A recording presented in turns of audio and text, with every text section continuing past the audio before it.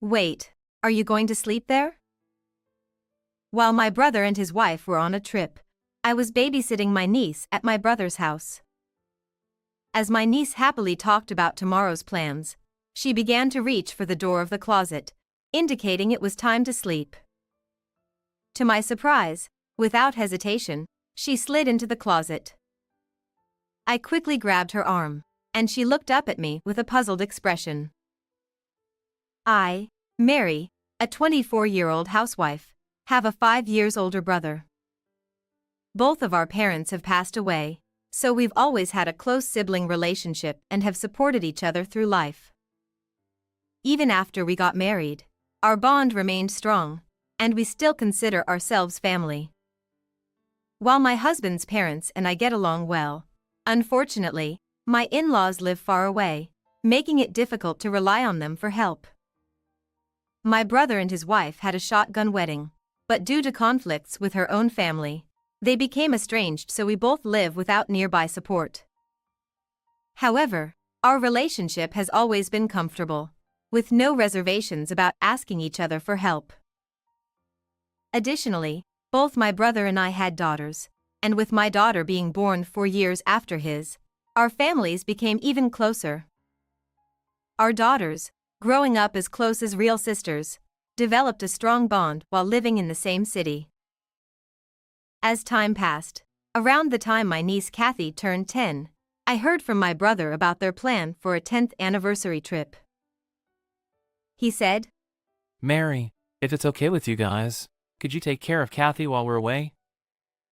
We're planning a 1-night, 2-day trip nearby, and we thought it would be nice to spend some time alone together as a couple after a long time." Seeing my brother's happy and somewhat shy expression, I readily agreed, understanding it was an easy request. After a brief discussion about dates, I asked what time I should pick up Kathy. He shook his head, indicating I hadn't thought about it. It seemed they were concerned about leaving their house unattended with Kathy staying at my place, especially regarding security, so they asked me to stay overnight at their house instead. Despite laughing at his cautiousness, I couldn't argue with my brother's insistence on being careful. So, I entrusted my somewhat anxious daughter to my husband and decided to stay overnight at my brother's house alone. After spending ordinary days, the day of the anniversary trip arrived, and I went to stay at my brother's house as planned. Wanting to reassure Kathy, who seemed a bit anxious watching her parents leave, I held her hand as we bid farewell to my brother and his wife. It was the start of our 2-person house-sitting adventure. Initially, I thought of bringing my daughter along and having my husband pick her up only at bedtime. However, when I mentioned this, Kathy adamantly refused, unusual for her, saying absolutely no to bringing my daughter into the house. While she hadn't minded our family visits before, there seemed to be a reason she didn't want anyone coming today. Although she seemed lonely and expressed a desire to play with my daughter, she sadly understood she couldn't call her over. When I promised her we'd visit my place to play after breakfast the next day, her eyes sparkled. For Kathy, who usually played with my daughter in mind, I prepared games with slightly more challenging rules and puzzles that adults could enjoy too. As Kathy perked up, I asked her what she wanted to play. We spent time playing games, cooking dinner together, but Kathy always stuck close to me, looking around nervously, no matter what we did. Initially, I thought she might feel lonely without her parents, or perhaps she was still nervous, but hours passed, and nothing changed. I asked Kathy if something was bothering her, but no matter how many times I asked, she just said, "I'm fine. It's nothing." Her behavior, like being on high alert for something unseen, puzzled me. Finally, when it was time for bed, I would learn the reason. As Kathy changed into her pajamas, she cheerfully said, "Let's sleep early today and leave for your house in the morning." She opened the closet door with a smile, revealing a mattress and blanket prepared inside. Confused, I watched as Kathy quickly lay down on the mattress, saying goodnight and attempting to close the door. Wait, Kathy. Are you sleeping there? I exclaimed, surprised and raising my voice unintentionally. Kathy, with a serious expression, replied, Yeah, but it's okay. I'll leave it slightly open. If I hear anything, I'll wake up right away. Trying to conceal my confusion, I invited her to sleep together tonight. After several invitations, Kathy hesitantly crawled into my bed. She asked me to use my blanket because she wanted to keep hers inside the closet as a hiding spot, and I said, of course yes. I asked her why she needed a hiding spot. She replied with a deep sense of concern. Demon is coming. At first, I found it cute, thinking she was still a child. However, what followed was enough to make me believe in the existence of the demon. Kathy trembled and clung to my arm, explained. Demon is very scary and clever. They only come when my dad isn't home. If demon comes, I must never leave the closet until my mom defeats it. She always cries while defeating demons. I once tried to help mom, but I got scared when demon banged on the door. Hugging the trembling Kathy, I sighed inwardly. Perhaps this demon truly existed. It wouldn't be a trick to get children to bed early. I was informed of my sister-in-law's infidelity unexpectedly. It troubled me deeply. If Demon was her mother's lover, he wouldn't come to this house when she wasn't here. Nevertheless, Kathy believed Demon only came when her father wasn't home. Today, with her father absent, she refused to let my daughter come over and remained by my side, vigilant of the windows and doors. Considering my brother's trust in his wife and gentle Kathy, I felt anger toward my sister-in-law. But at that moment, I just wanted to reassure Kathy. I held her hand and smiled. It's okay because I'm here today. Demon is smart, right? So maybe he'll be surprised to find a stranger and won't come in. Besides, Mom is with Dad today, so Demon won't come near. Despite my efforts to calm her down, Kathy remained anxious, fearing Demon's arrival more as time passed. To soothe her, I encouraged her to tell me anything she was worried about regarding Demon. I hoped that by addressing each fear, she would soon feel sleepy. However, hearing more unsettling truths from Kathy, I couldn't stay calm.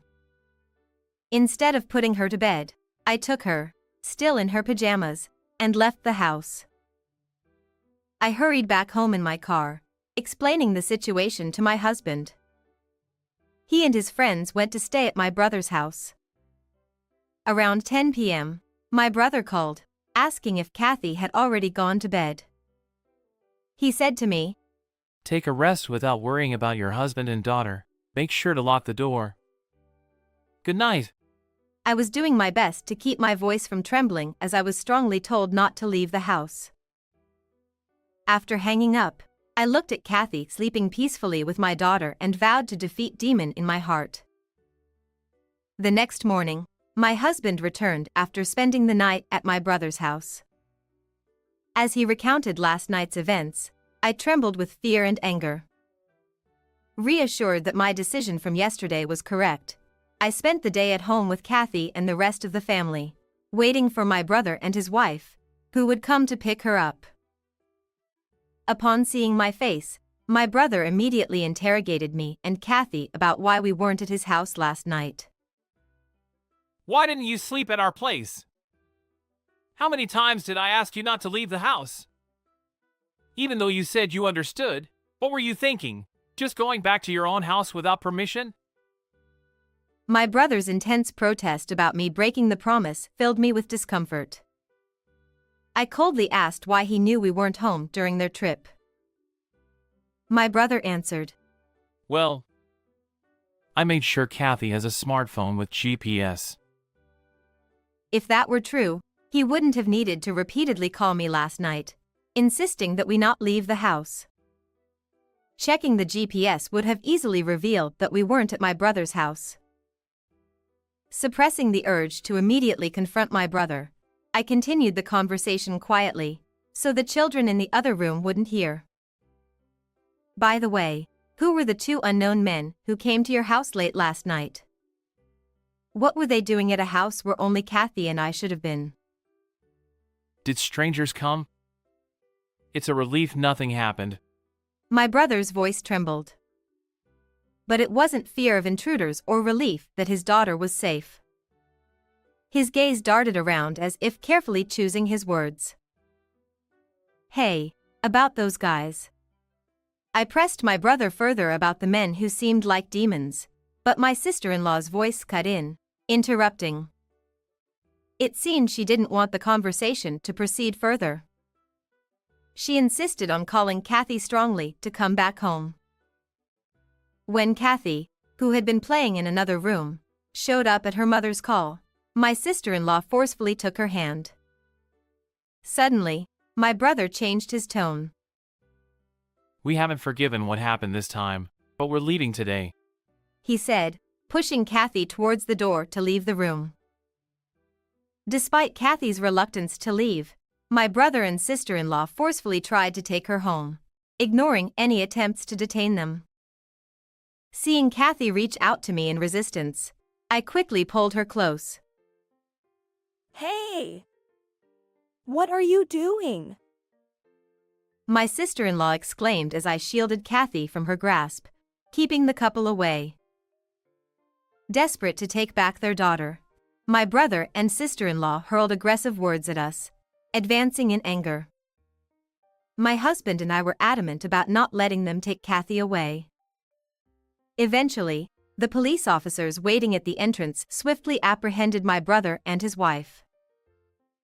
The police officer tried to calm down the bewildered couple, who were completely caught off guard by the unexpected turn of events. Understanding their situation, my brother claimed to the police officer that we were the ones holding their daughter captive and demanded that we be restrained. My sister and her husband took our daughter from our home and locked her up here. Hurry! Please help Kathy! There's no time to waste holding me down. I won't run or hide, so let me go! My brother pleaded. Kathy and my daughter, who had come out after noticing the commotion, hid behind me. They whispered to each other, puzzled by the situation, noting that they were not confined at all. Whether they heard that or not, my brother sternly instructed Kathy to come to him. However, she was too scared by her father's aggressive demeanor to leave my side. My sister-in-law stood quietly next to the police officer, only looking at my brother as if wanting to say something, but she didn't call for Kathy.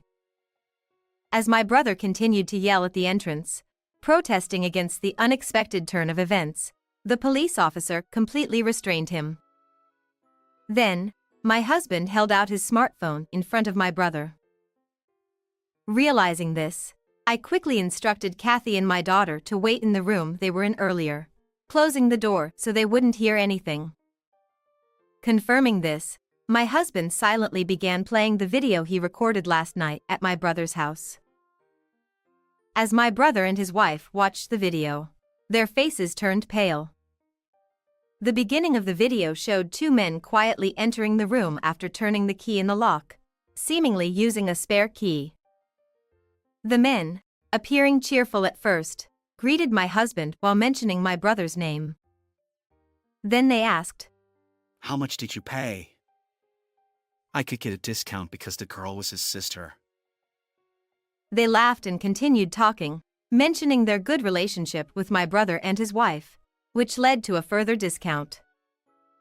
They also said, "We're lucky we play with the child today," showing a sinister smile. Though I couldn't see the screen, just listening to the audio sent shivers down my spine. Afterward, my husband's friend began questioning. Then the men realized something was off. They inquired about me and Kathy, our whereabouts, my husband becoming angry, and realizing we weren't there. Finally understanding the situation, the men hurriedly left. It seemed they hadn't noticed the recording until the end, or perhaps they intentionally didn't mention it. My brother, who was supposed to be close to them, seemed to tremble upon learning about the video's existence. With a pale face, my brother desperately claimed, I didn't know anything. I was set up. "Until I saw this video, I had thought my brother was innocent, and that my sister-in-law had plotted everything." However, the video clearly showed my brother handing over Kathy and me. Unable to feign ignorance any longer, my brother was taken away by the police. Despite my sister-in-law's attempts to deny involvement, the police, who had heard Kathy's testimony beforehand, insisted on accompanying them, as there were many questions to ask. Thus, both my brother and sister-in-law ended up under police care.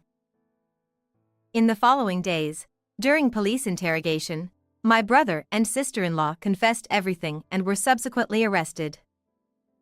It turned out my sister-in-law had been inviting men to their home on nights when my brother was on night duty, accepting money from them. Realizing there was demand for children like Kathy within a certain circle, my sister-in-law meticulously used Kathy to avoid legal trouble. In order to protect her mother, who was being bullied by the demons, Kathy, unaware of the true situation, obediently posed for photos taken by the men. These were merely innocent photos, devoid of any sexual connotations. My sister-in-law would then develop these photos from disposable cameras and show them to her clients, auctioning them off for a high price. However, she only lent the photos and never sold them. Although I despised their actions, it should have ended as a story unrelated to my husband and me. However, when my brother discovered my sister-in-law's business, instead of criticizing her or protecting his daughter, he started gathering men to become clients.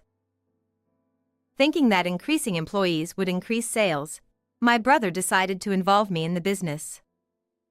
However, he couldn't just ask me normally, so he forced me to work and came up with the idea of continuously threatening me by taking photos at the scene. So my brother and sister-in-law carefully chose a date, intentionally selecting a day when there were no neighbors around, and locked me and Kathy in their home. Then, they exchanged the spare key for a large sum of money and went on a trip to prove their innocence. The miscalculation for my brother and sister-in-law was that Kathy, who had always unquestioningly obeyed my sister-in-law's orders, disclosed the truth about the demons to protect me. While Kathy didn't fully understand the conversations happening in the house, she knew that the demons were targeting us. By conveying this to me, the hellish environment at my brother's house came to light. That night, after learning about Kathy's situation, I asked my husband to take videos of the demons. When they blabbered on endlessly, the police responded promptly when I reported them. Simultaneously, I reported to the Child Protective Services, ensuring Kathy's safety. Informing the police officers that my brother and sister-in-law were coming to our house, we finally managed to protect Kathy by having them apprehended. My brother and sister-in-law, arrested on charges including violations of the child welfare law and the anti-prostitution law, were sentenced to prison despite being first-time offenders. The photos of children accumulated over several years were deemed highly malicious. Once images are leaked onto the internet, they can never be erased. Although I was chilled to the bone hearing this from the police, fortunately, my sister-in-law hadn't digitized or sold Kathy's photos and had kept them securely, preventing any leaks. I don't understand how my kind and reliable brother could turn into such a terrible person. We had always helped each other out, but I had never noticed how twisted things had become. Regardless, I hope they face up to their actions. Following my brother's arrest, the demons, who were questioned by the police later, claimed their innocence, but they were also arrested on multiple charges, as photos of children were found in their homes and they were implicated in other crimes mentioned during the interrogation. Having defeated the demons lurking around us, we later inquired with the Child Protective Services about Kathy's future. With both her parents arrested and no one to take care of her, she had to be protected from her parents. My parents already passed away and my sister-in-law's family had cut ties, so Kathy was taken in by my husband and me. It was decided that if her sister-in-law's family couldn't accommodate her, Kathy would go to a foster home. After discussing it with my husband, we decided to adopt Kathy. She was like a daughter to us, and we couldn't bear to part with her. Thankfully, my husband agreed, and we decided to move to a region where my in-laws lived. My daughter eagerly awaited weekends to meet her beloved grandparents and was overjoyed when her dream of having an older sister, which she had always wanted, came true with Kathy's arrival. Finally freed from my brother and sister-in-law, Kathy adapted remarkably well to her new environment as a big sister, and we began to live a happy and peaceful life. How did you find this story? Don't forget to subscribe to the channel. See you in the next video.